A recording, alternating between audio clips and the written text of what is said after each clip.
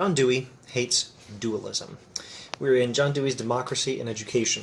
And dualism refers to a separation, usually of mind from body or something like that. Sometimes it can refer to a separation of the active life from the contemplative life.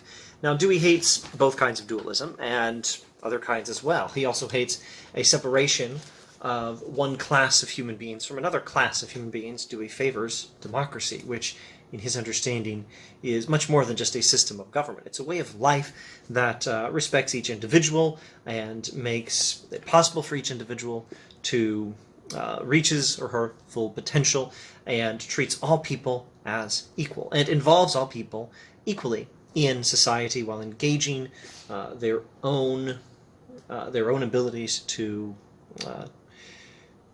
pitch in and make the world a better place. So Dewey doesn't like social dualism either. He doesn't like a separation of people who do one thing from people who do another thing. And he doesn't like the social dualisms that he thinks correspond to these other dualisms. If you have a dualism of mind and body, or intellectual life from active life, you sometimes have a dualism of active people from thinking people. And Dewey thinks these things are connected. These things reinforce each other, and they're all bad, and they all need to go. So let's look at the end of chapter 19 of Democracy and Education. Of the segregations of educational values discussed in the last chapter, that between culture and utility is probably the most fundamental.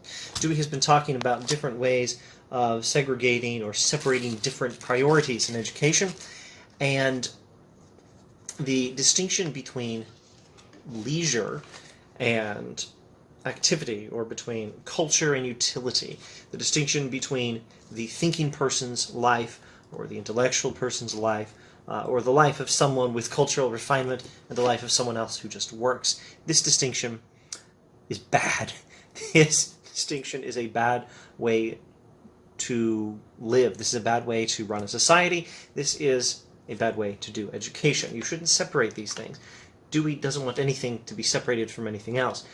There may be some distinctions to be made, but things are not supposed to be separated. Dewey is a holistic thinker.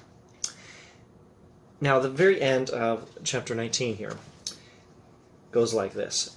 The problem of education in a democratic society is to do away with the dualism and to construct a course of studies which makes thought a guide of free practice for all, and which makes leisure a reward of accepting responsibility for service, rather than a state of exemption for it. In other words, everyone is supposed to think, and everyone is supposed to work on equal terms. The dualism of mind and of the rest of life is a problem. This is what he's been critiquing in this book. Any perspective that separates the mind from the active life, and that would separate some people from other people according to whether their main purpose is to be the thinkers or to be the workers.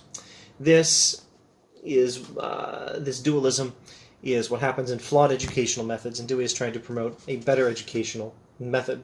This dualism is reflected in societies that have a working class and a leisurely class, those who have the leisure to think and those who do not.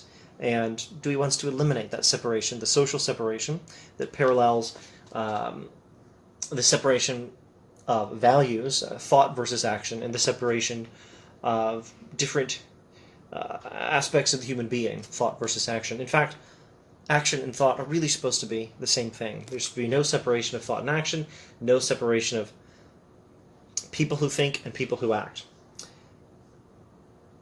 and no separation of mind from body either. In a democratic society, all should work, all should think, and the working and thinking should not be separated. That's what John Dewey says.